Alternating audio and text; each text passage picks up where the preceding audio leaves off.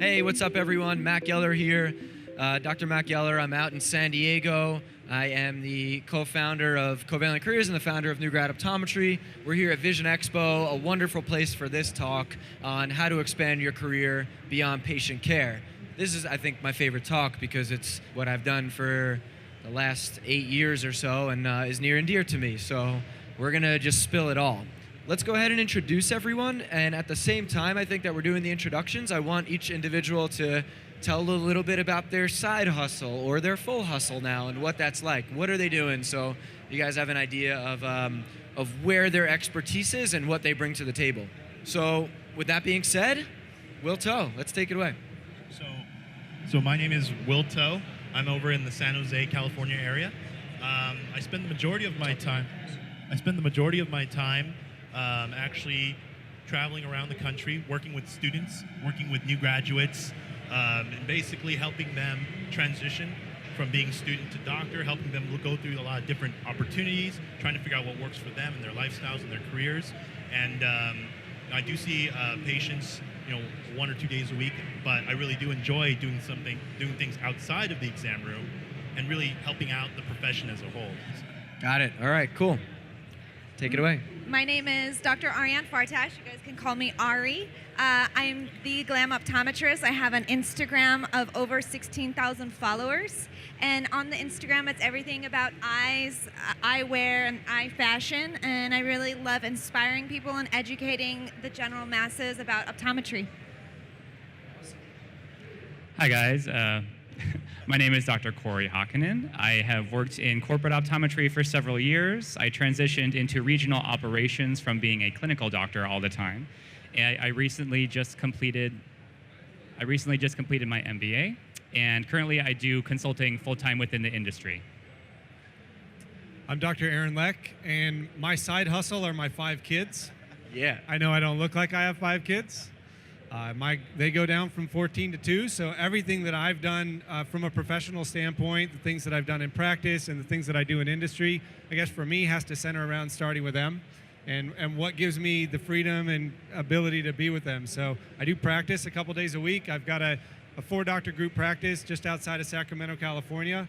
That acts as our lab, and we test a lot of things and then work with a host of different companies out there and kind of expanding I think the consciousness of what Eyecare looks like or what it should look like in different situations and settings and such. So there you go. And how about you, Matt? Besides what you founded? Yeah. So what I focus on mostly is publications, digital publications, and really a very unique company. Covalent Careers is a career development company, which really hasn't been seen in eye care that much. Our revenue model is built around placing optometrists and staff in positions, but as a career development company, we're focused on education, mentorship, and job placement, so a bit unique. And I guess where my focus is in content and technology, but also business development, and we're scaling actually into allied health fields, physical therapy, occupational therapy, speech, nursing, things like that. Let's kick it off with, I think, the more of a fundamental piece. I think most optometrists will not leave patient care or are scared to leave patient care because they believe it's taboo in a way to kind of like go against where their parents and student loan companies want them, which is, in the exam room, doing what is a secure degree. And entrepreneurialism is scary, especially by onlookers. And so it is a bit taboo, I think, to leave and start something new or to even take that risk. Let's touch on that a little bit. And what is your take on that? And how did you overcome that initial piece to get started with your side hustle, with your entrepreneurial endeavor? Well, I think a lot of it starts with really understanding yourself, really understanding what success means to you as an individual. Don't ever feel like you have to follow the template of what you're supposed to do. Everybody has their own path. Everybody needs to understand what they like doing, and really even outside of optometry, just think about your life. Think about what kind of lifestyle you want to have and revolve your career around that, not the other way around. That's the biggest mistake I feel most people make. So really, having that introspection, really being able to say, what do I want?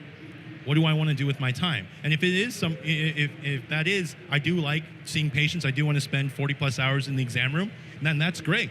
That's what you want to do. That's absolutely perfect. But if there's any part of you that really wants to think about some of the other possibilities within the profession, within the industry, there are a lot of options that you can explore. There are a lot of resources out there that you can take advantage of and really, really get to know people who will help you get to that where you want to be. Yeah, go ahead. Let's take it down the road. I like what you said about, finding what's true to yourself and what you like to do. I love fashion and I do love patient care. However, I think that being able to reach more people outside of the exam room is really something I would love to take even further. And so creating the Instagram has allowed me to create those relationships and really engage in a lot more people than I would inside the exam and make some money off of it as well. So now I've decreased my work days to 3 days a week, and those other 2 days I either travel and give talks, or I do CEs now, or I go gather content for different companies who will pay to have their sponsorships on the Instagram. I love still being in the office, but at the same time, if I'm able to inspire that one person from Oklahoma, where I live in San Francisco, to go get an eye exam, I think I've really done my job well. Yeah, it's excellent. Yeah, all good points so far. I think, at least in healthcare and especially optometry, there's a big sense of guilt. So I spent a lot of time apologizing and making excuses for why I was doing things outside of the exam room, and it was just taking a large toll on me. And what I had to realize by talking to people outside of Eyecare and our industry is that most people don't have to do a lot of the things that we do. They go to a company, they wake up, they go to work, and they don't have to do all these things. So I really had to take a step back, realize what the average person goes through, and say, yeah, I'm still using my degree. I didn't step away from being an optometrist. I didn't step away from doing things in the eye care industry. I still love the eye. I still love patients. But it's a normal thing and an allowed thing to be able to do something off the beaten path. Yeah, for sure. Aaron, any take on that? I guess my take would be that optometry, like any other professional degree or a degree tool set that we go out there, it's a set of keys, right? It's a set of keys that unlocks a certain set of doors. Recognizing that uniqueness about what you have from a professional standpoint, and then taking that and being creative with it to open up doors and possibilities in certain arenas that everybody else can't get into, and then figuring out those other pieces that are around it that make sense to you. So, for example, I take a team to South India once a year. We do a large medical mission that's there. The keys that I have open doors in terms of we can mobilize resources across a host of industry support from all the major pharmaceuticals, surgical, and everything else. Well, what that did was it then opened the door and the opportunity to attract a primary care. And so now we're processing 8,000 patients on a clinic that we may run for a week there, but it's got this host of support that's around it. So my key there, my initial open of that door was optometry. It was I could walk into a country and somebody would invite me in to go and do those sorts of things, not just on a humanitarian level, but you can apply that into many other entrepreneurial spaces. We're in the experience business with patients. We're not in the patient care business. We're in creating an experience. And if we can really take that notion or idea, what does that look like? What kind of keys do we have to understanding a patient experience? Being in a room one-on-one with a patient is an immense amount of information that we can use and we can leverage in many places outside of what we are just doing in that exam room. So how do we go about doing that? And I think the creativity then, the monetization comes with that. You don't have to figure out how to monetize that. You have to recognize what are the assets that you have. The other pieces then develop around it if you make yourself available. There's a knowledge set or base that's there. Yeah, no, that's a great point. So let's dive deeper now. I think everyone's question is, well, how do I get started? Anyone who's sitting here has an idea or wants to pursue it even further. And so that is probably the toughest nut to crack in terms of actually explaining it, but let's go into that. We just filmed a social media film on this, literally. And I'll start with saying that I think if you want to get your idea started, if you're trying to generate revenue from it, if you're trying to make a social impact, trying to make an impact on a community, whatever that might be, you have to understand your end goal. You have to understand where you're trying to go with the idea. You don't want to just be an entrepreneur or pursue a non-clinical career for the sake of it. That would just mean you're doing work for work's sake. It's not glamorous, and it's not glam optometry, I know. Other than glam optometry, it's not that glamorous, and it's very hard work. So you've got to understand where you're trying to go. Where are you trying to end up? Personally, and for your team, what does that mean for dollars? What does that mean for where you're located? What does that mean for your family? What does that mean for your impact on the community? And starting with that in mind, where do I want to become allows you to craft the idea, I think, that will fit with your personality, with your skill set, with those types of things. Now that you know where you want to end up, right, you've got to fill out that middle portion. What do I do? Now, this is the biggest problem I think that most people make, is it's what do I do? It's the same question that they ask when they're young and in high school, and they say, what major should I take in undergrad? It's the same exact phenomenon. No one ever knows. It's the wrong question to ask. You should never be asking, what do I want to do? And you shouldn't be asking, what type of business should I create? You're starting at the wrong point. You have to look at your end goal. You have to look at your strong suits. You have to look at the market need. You have to look at where there's a void. Where are things slow? Where is there a problem? Where are people frustrated? And to find out those things, you have to talk to your users. You have to talk to the potential target market. You have to find out the problem. And so I would say it starts with talking with the potential stakeholders. And in this case, it's most likely going to be an eye care or at least a healthcare type of thing. So now you know your end goal. You've asked the right question, which is, let me talk to you, not let me think of something. And then you're slowly able to end up with kind of, what should I do and what should that process look like? But now this is where I'm going to put it back on you guys. What does it mean to really create value, and how do you create value for that target market, for that group, and why is value so important as this kind of currency of exchange, dollars for value, time for value? What does value mean to you guys and what you're doing or what you kind of want to get out there? And also feel free to touch on the process of getting started, of coming up with your idea. I kind of went for a rant there, but I felt it was important to keep it encapsulated. You want to start, Aaron? It's a really big question now. We're going to be here for like 4 hours answering that question. Take your time. Yeah, wow. You'll see. Good things will come from it, I promise. You know, the value question. So as you were saying that, one of the things that was rumbling around in my mind was, I think I would be concerned for somebody who didn't also recognize that there are seasons. That it's not just about defining. I guess I'd push back a little bit on defining the end goal. I would be flexible with the end goal, and I'll use an example. When I started into private practice, independent practice, I wrote a business plan. 90% of my business plan was wrong. 10% was on, 90% was wrong. But the exercise, right, of going through writing the business plan was the important piece. It created a framework. It created an understanding of, you know, how I needed to think about things or evaluate pieces. So if I'm coming to the value question, for that kind of opened my own mind to, well, what are the other things that are out there? As I see that this didn't work out, what do I do in response to that? Doing a SWOT analysis taught me to do a SWOT analysis in my own life, right? Where are my strengths, weaknesses, opportunities? I've got, like I said, 5 kids. I've got a 14-year-old now who's studying in China. My value for him is experience. But my value for him at the end of the day isn't to have a bunch of tech devices.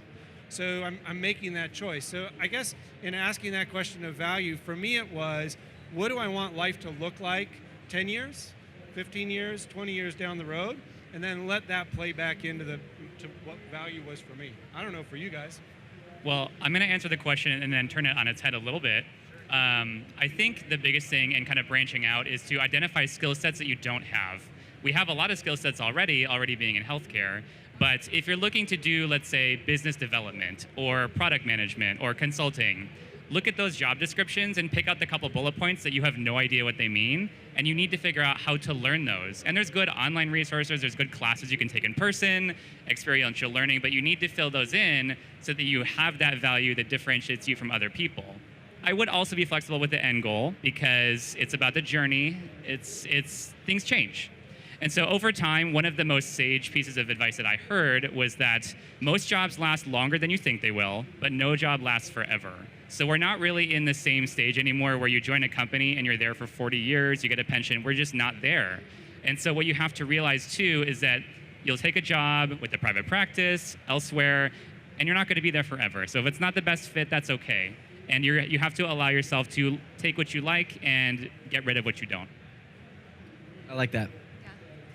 So I think putting value on your life and how that value is going to translate into the people that surround you, as far as your patients, your family, and your friends, is really important. And my end goal was to promote optometry in a fun and new and exciting way. And I did what you said. I write things down. What is my goal? And when you hit those benchmarks, these new opportunities will arise for you as well, and you'll create even higher benchmarks in your life. And so, like you said, it's not about staying in one place. You're constantly moving forward. And I think if you're stagnant in one place, that's really when your value decreases. Like that, yeah. Like I said, that was a very big question you asked of us, and I'm going to take a little slightly different approach than what everybody else said. For me, what I usually see in value and what really helped me to get to the position I'm in today, I feel like it's a bit more about relationships, establishing relationships with people, and that's a really important thing. You know, when you go to a big conference like Vision Expo West, you'll hear people afterwards saying, look, I had, the speakers were okay. I got some free stuff at the exhibit hall, which is always fun, but it was worth coming because I met a lot of great people. And really, I think that's what, it's really all-encompassing about, being able to do what you want to do and create value is establishing relationships all around you, whether they're with other doctors, with representatives from various industry partners. It's really being able to put it all together and really understanding that this is a very people-oriented profession. And that what we want to do is be able to just, in order to, is basically establish these mutually beneficial relationships where you help them as much as they help you. Really, have these mentorships available where it's not just one-sided, and that way you can actually increase your value to people in the same way they can increase, and vice versa, where you increase their value overall, and that's how you build this relationship, and to be able to, whatever your end goal is, to be able to get there with the help of other people. Yeah. Matt, question for you. You got it. Value, you brought up this big question. Your best yes has been your no's, right? What have been some of your good no's that have gotten you to yes? Well, I could speak about specific examples, but I think what Aaron is referencing is how do you define essentially what your limits are to help define, not necessarily limits, but things you won't participate in or choose to say no to in order to define what you say yes to. And I think at first, when we're all getting started, the temptation is to say yes to a lot of things, which isn't a bad strategy because when you come from nothing, you don't want to say no because you still have nothing. And so as I think you grow and you're able to define your brand and what you do, the no's are far more important than the yeses, and that they define that. And the no's have to come from your personal life and where your limits are personally. They have to come from the business side. What is the business willing to do and not willing to do? What are you not willing to, scale into in order to define who you are and what you stand for and what your mission is and your objective and goals? But you chose not to own a practice. Correct. Right? But you chose to practice. You learned things there, right? Yep. So I practiced for about a year and a half or so, and then was always part-time, and then was able to do this. And so that inherently I knew from the very beginning. And the no part is interesting, and we can jump into what does it mean for sacrifice, because for me, I sacrificed a very steady career and a very good paycheck and security and those types of things. And every time in my career when I've made some sort of sacrifice and put it on the line, that led to a big step up in growth. And it's kind of weird that anytime we need to get to the next level, it's like, what's going to be the sacrifice? And maybe that is more so in the early stages rather than later. As you get momentum, you can sacrifice less. But for you guys who are potentially thinking of doing your own idea, I'm sorry, but you can't be 100% in two different things. It doesn't make mathematical sense. You have to eventually put 51% in the corner of your new idea and step back a bit. What does sacrifice mean for you guys? How has it shown itself? Should I make this question really hard? No. What does sacrifice mean? Can I just say something really quick? Of course. On what you said? It's really important to know your worth and then add tax. Okay? It's when it comes to people asking for things or you're making a business deal, remember that. don't ever sacrifice something that you think is important to yourself because you want to get paid. There are way more opportunities. And even if you would do it for free, don't ever do it for free, right? At the beginning, you might want to. At that but that's 20% okay. markup Yeah. or so. But, well, sacrifice, that's a really big one too, and that one can go pretty deep. But I think, like what you were mirroring, what you were saying, Matt, is you have to be able to take risks. That's for sure. And sometimes they don't work out, and that's okay. You know, it is scary to be able to put yourself out there and to try out some of these ideas. And sometimes these ideas just don't work out really well, but sometimes they do, and really that's what makes it worth it. Have you learned from previous failures? How have those if helped you want me to list my failures, we don't have time for that either. Well, how has failure helped you? You make a sacrifice, you fail, and then, what does that cycle look like for you? Well, I think, one of the things that you eventually end up finding out is that while you do want to learn as much as you can, also learning what not to do is very important too. And, you make these mistakes as you go, and, everything's a learning experience, right? Everything is, you want to be able to learn from your mistakes, be able to move forward. Surround yourself with good people who understand that, who are willing to help you get through some of the bad that you go through. And at the same time, when you do find a really good idea and it does work out, that you have a great team to help propel you forward with it. So that's what I would think. I think my biggest sacrifice was going back to school. I gave up a full-time job with benefits, very steady lifestyle, to now take out some more loans, go to get education, still work part-time to keep myself afloat, but that's a sacrifice. And it was something where happiness really had to come into the equation, because I had all of the things that on paper looked great as far as salary, benefits, but I was really unhappy.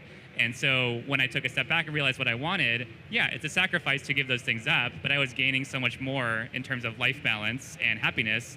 It was really, there was no question in my mind. Okay, I'll go. But I think the biggest sacrifice for me would be time. I value my time with my family and my friends and my patients a lot. And so when I first started, I would take different accounts on for free just to build content, and it would take up so much of my time that I was wearing myself thin. And I reached a point, and that was one of those milestones we were talking about, that I said, you know what, I'm worth something, and I'm going to put a worth on that, and started weeding out and started charging for things, made it more worth my time. So you have to decide, you can't buy time, I guess, and that's really important. Go ahead. Yeah, and I think taking an inventory, to your point, doing some of that work for free or spending a lot of time investing initially, take notes. Write down the things that you're doing, account for your time, understand what those pieces are, build in the opportunity, build in an appropriate amount of space or resources to evaluate what it is that you're doing. What is that worth? What other things could you be doing? Where is the and you're gonna, part of the process is understanding that. You're not gonna understand that piece right out of the gate. You're gonna take some risks that put you into places where, as you risk a little bit more, you feel like maybe you overextended yourself. Well, once you realize that, that's not a bad thing. To your point about failures, right? That the failures aren't failures if you learn from them. Failures are only failures when you put them on a heap over there and regret them. Don't regret them. Learn from them. And I just wanted to add one thing. We have a fantastic backup plan. You can always go back to seeing patients. That's a really easy thing to do. Because I've talked to other people in other industries where they're like, well, once I leave, I'm not getting back in. So this is a big deal. And it's still a big deal, but we have a fantastic backup plan. Every failure is a brick in your palace, is the way I like to think about failures, rather than a heap of, nothing. Well, if you want to have a great idea, you've got to make money from it in order to be able to sustain your business. And if you're delivering value, a form of exchange is dollars, right? One form of that. Aaron, what you're doing in India is a different type of, the value you're providing gives you enormous internal satisfaction, and there's a million ways, I think, to describe that, but the feeling you get internally as doing this not-for-profit gives you a different type of return. But for the sake of this argument, we'll be talking about dollars, right? How do you guys go about structuring what to charge for your product or service.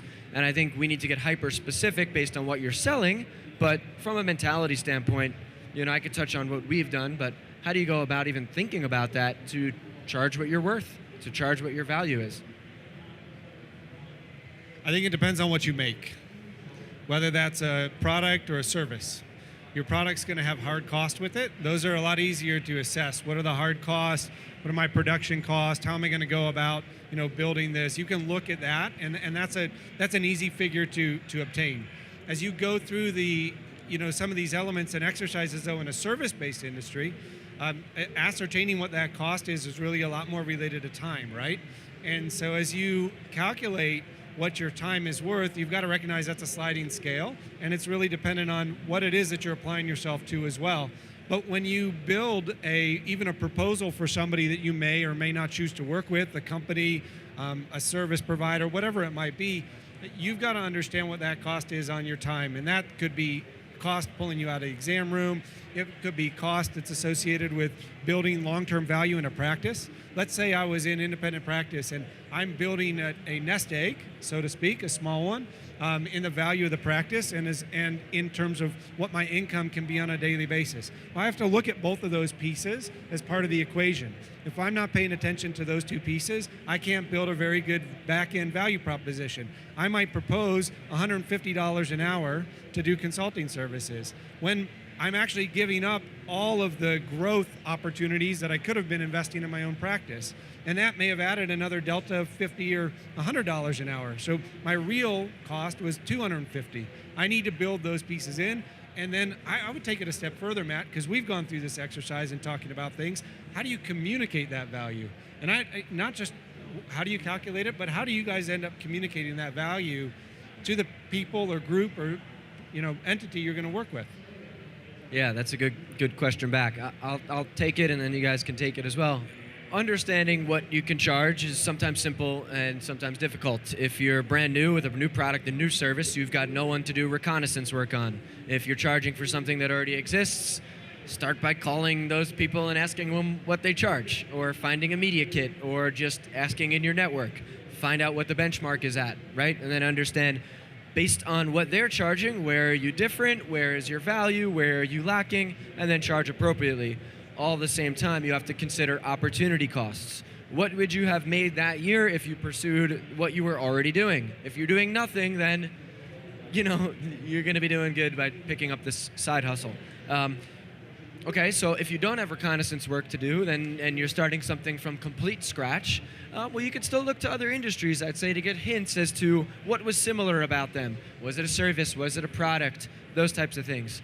When you're coming up with pricing should be simple, or the investment into you should be very simple. Don't make it more complex than it needs to be. The worst thing is a sliding scale matrix calculator with 17 different derivations, because it works for you, but it doesn't work for them. Make it simple. There's a reason $9.99 works. There's a psychology. If you're really interested in pricing, read books on behavioral economics. I know you're a big fan of those. So I guess when the rubber meets the road, right, is now how to present that price or talk about that price. And my suggestion would be, this is your chance to go above and beyond. Don't show up to the meeting and say, this is what it costs and this is what you're going to get. That is not a good foot to put forward. Come prepared. Come prepared with a complete proposal. Go to FedEx, get it made nice, put some effort into it, spend a little bit of money. Maybe you're terrible at graphic design, but you can go on 99designs.com and have someone distill down the information that you want to put into that proposal. Do that upfront work to make a big difference later. Communicating value starts with, there's intangibles, like how much production you put into what you're doing. There's the things, there's spoken word or voice tone or excitement. You need to determine how much of like a social contract you're forming with this person.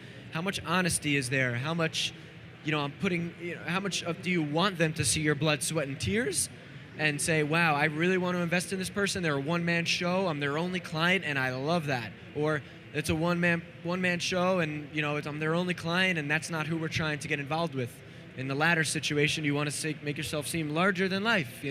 There's multiple stakeholders, and make it seem bigger. The way you're communicating that depends on who you're talking to. You have to spend time with them. A way that I like to come up with value or what to charge is to understand the person's or the company's goals for the year, or pain points. Where are they having trouble? Can I solve those? Another important thing to consider is how exclusive are you in the market? Are you the only person who can do that? You're one of the only pages with that many followers.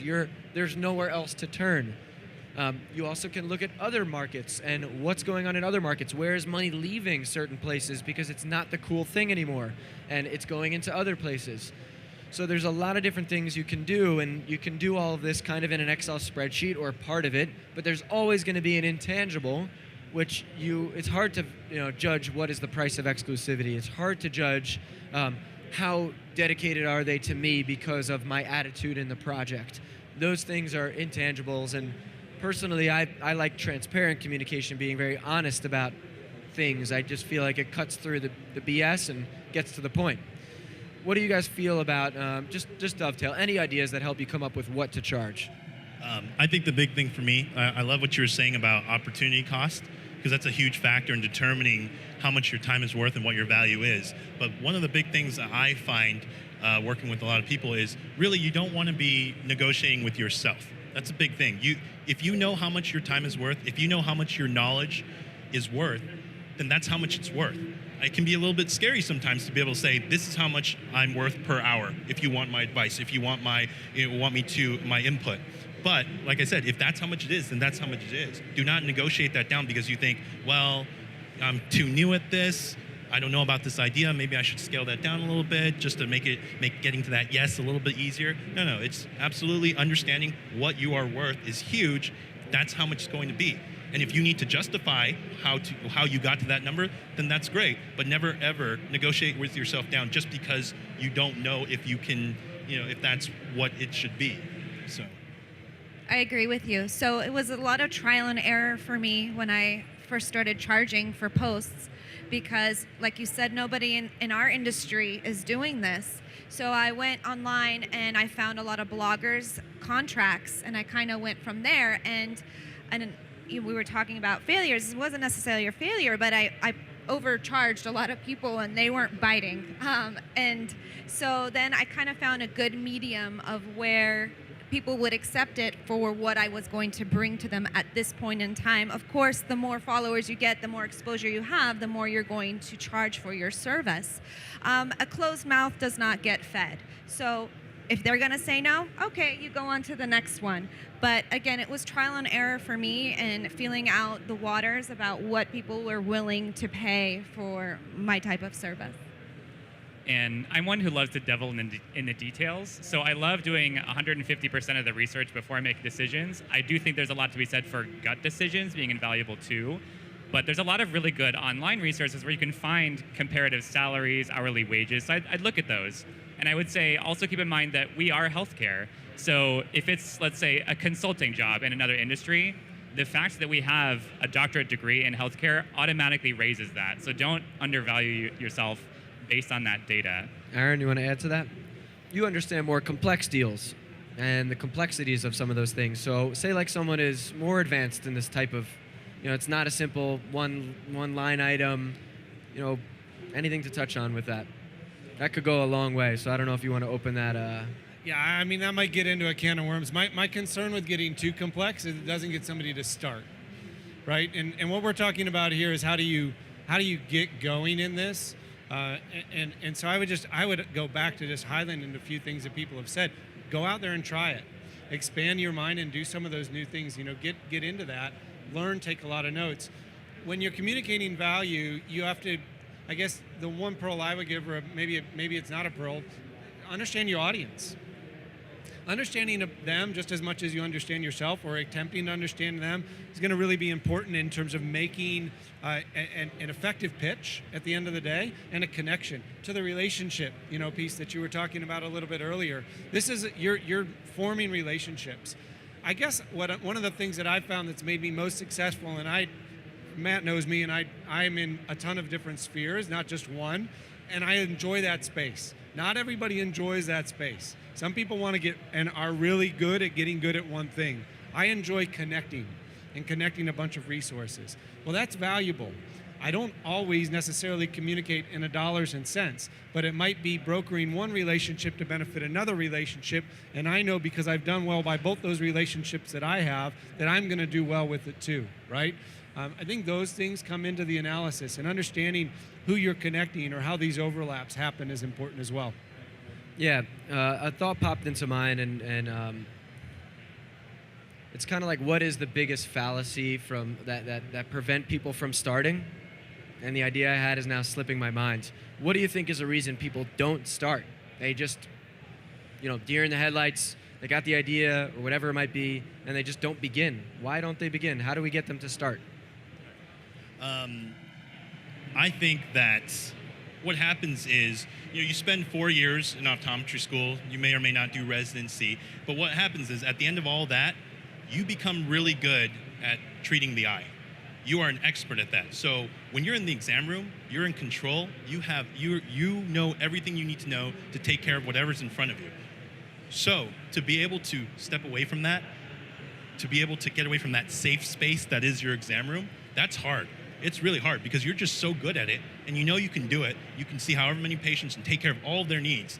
But to be able to go outside of that, it's scary. So I do understand why people do hesitate, why people don't, while they have great ideas, they don't really move forward with them because it is hard to do, and I get that. But the ones that do it, the ones that do take that risk, that really put themselves out there, and like I said, it doesn't always work out like we mentioned earlier. Sometimes, ideas don't pan out, but when they do, you start seeing all these amazing rewards just because, you were able to get yourself out of that exam room. So. I've seen maybe 50, 60 pages about optometry that have started and they just stop. And I think it's because we are creatures of habit. And when we hit a wall, instead of breaking through the wall and moving forward, we end up going back to what we know. And so when I do give lectures about starting your own business or getting online and having an online presence, I tell them you will hit pitfalls, but don't let that discourage you and just keep going forward. Be consistent. I think consistency is really, really important in any kind of business. The more consistent every day you're putting in your effort, you're going to reach something, instead of just stopping and going backwards. Again, it's all about forward movement.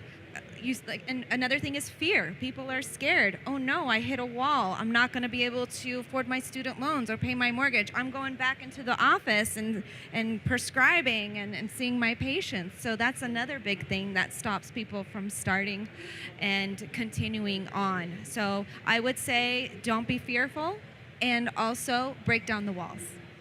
Yeah, I think that's a really good point. I think a lot of people tend to stick with what they know, fear of the unknown and everything like that. And I also think that a lot of optometrists are used to not failing. We got through high school, we got through college, we got through optometry school. We haven't really failed. If we had failed dramatically, we probably wouldn't be doctors as it is. So that's not something that we're used to. And so I think getting over those initial bumps should be expected and should be something that you are guaranteed to hit at some point. And that's okay. I mean, everyone fails. It doesn't have to be dramatic, but road bumps are a part of life.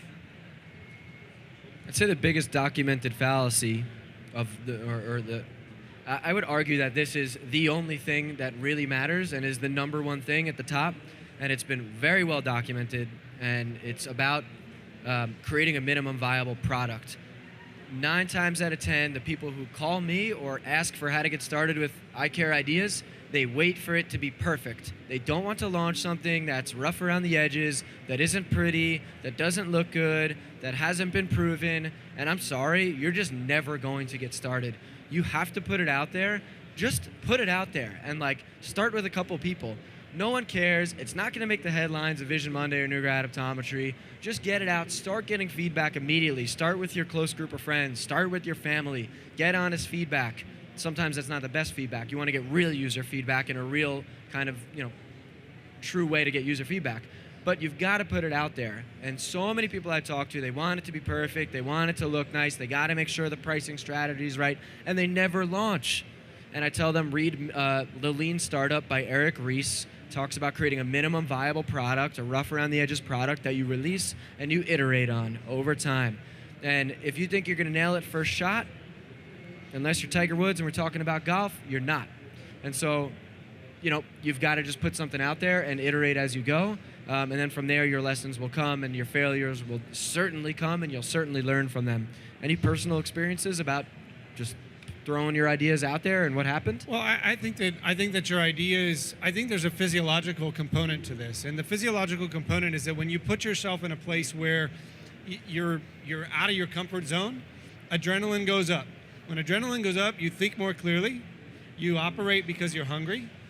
You have to put yourself in those places though, where your ideas can grow. It's like fertilizer for your ideas. So if you never put yourself in those places, forget about it. And I think I heard it put best this way, that faith is spelled R-I-S-K. If you have faith in yourself, you have to risk. If you have faith in the ideas and the notions that you're putting out there, you have to risk. And I think a case in point is look at all the companies at any conference. They didn't create one contact lens, they didn't create one ophthalmic lens, they didn't create one piece of equipment. They have multiple iterations, they have software upgrades, they have different products for a reason because they've evolved over time. And so, yeah, don't expect that you're going to get it right the first time out of the gate. And also don't be afraid of what other people think. It's your thing. You have to be confident in yourself, and there's going to be judgment either way for anything you do, and you just have to be okay with that.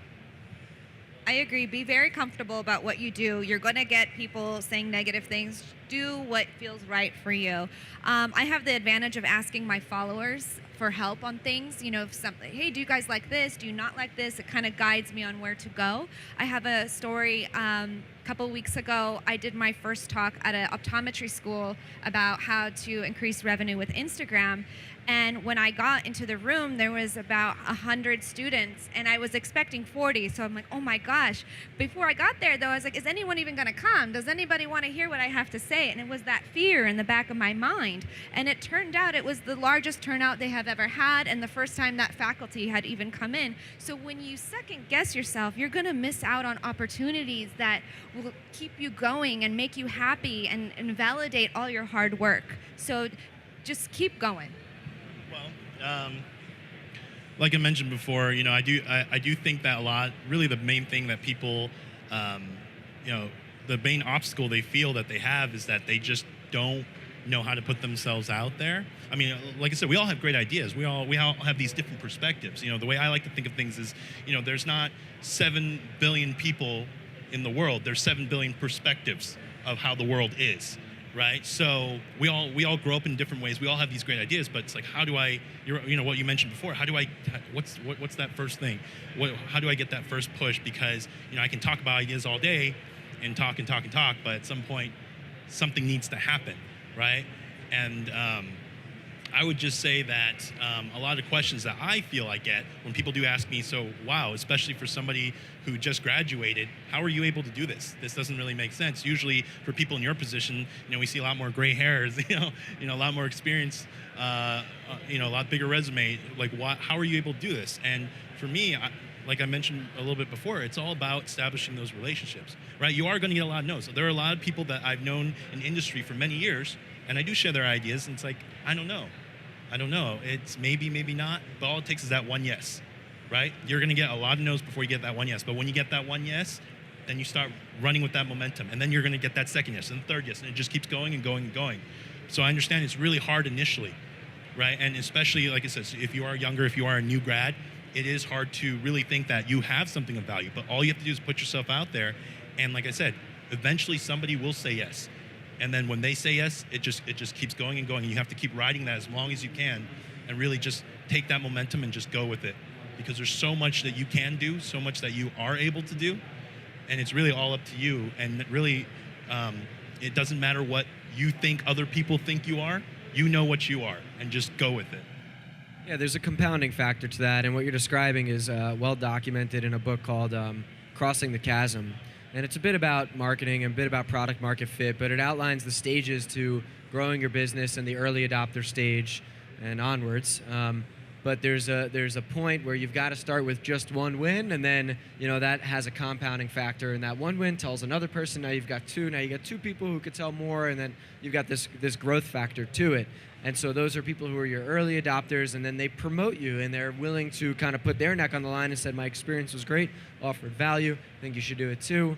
And that's important to getting to this kind of full market adoption. I think I actually have just from hearing what you're saying there is I have a really good question that I hear a lot as well. And, throughout this time, you've actually been dropping a lot of books that you feel, have really helped you a lot. And I'd actually be interested to know from you guys what you feel, like if there's that one book or, a few books that you feel like has kind of helped you get in that right mindset and really kind of help push you forward. I'd love to hear from you guys what comes to mind. Book drop time. So I didn't really read a book about it, but I did a lot of research on YouTube videos and online blogs, and I would read. And I think with any idea that you have, you don't want to go blindsided. I love what you said, put it out there. Don't make everything perfect before your idea goes viral.